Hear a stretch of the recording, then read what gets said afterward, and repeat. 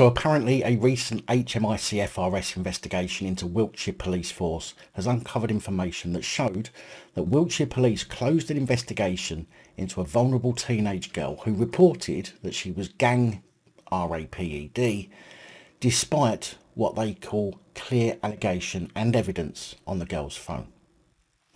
The 16-year-old girl, who had mental health vulnerabilities and was at risk of child sexual exploitation, had been reported missing to police.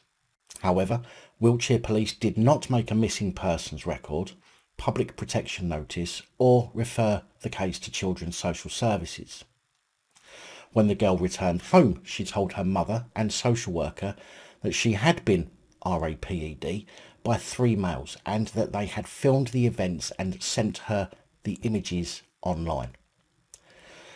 The HMICFRS report explains that the girl was spoken to by a detective, but there was no child-centred investigation.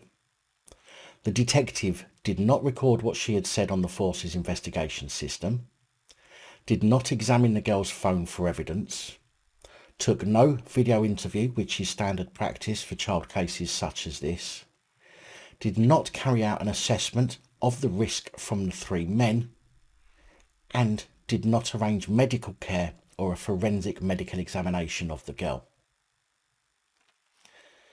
The investigating officer and the supervisor reviewed the case but recorded that they thought she had consented to sex and that there was no offence of RAPE. The HMICFRS report said, "We asked the force to review this incident and they accepted that it needed to change its response." No shit. All the offences are now recorded and investigations and safeguarding plans are in action. But shouldn't that have been in place in the first place? Surely all offences should be recorded and investigations and safeguarding plans put into action anyway. Now that seems to be the worst thing uncovered by the report, but there was another issue of a 15-year-old boy with ADHD and who self-harmed, who went missing, taking with him toiletries and extra clothing. Wiltshire Police knew that he was vulnerable to exploitation, but the call handler failed to complete a risk assessment, and it took around 12 hours before the first review of his case, after he was listed as medium risk rather than high risk. He was luckily found the following day, however he was found in another county. In a statement, Wiltshire Police said that it had already developed a comprehensive plan to address recommendations in the report.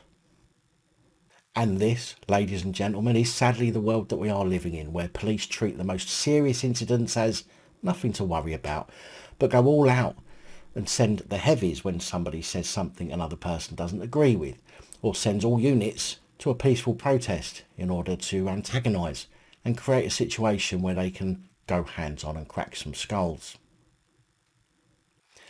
We all have a duty of care towards the young ones and the vulnerable people of our society, none more so than those who we pay to do just that. But it seems that people who don't get paid to protect our innocent young people and vulnerable old people are the ones who get far more done than those who are actually paid and trained to do it.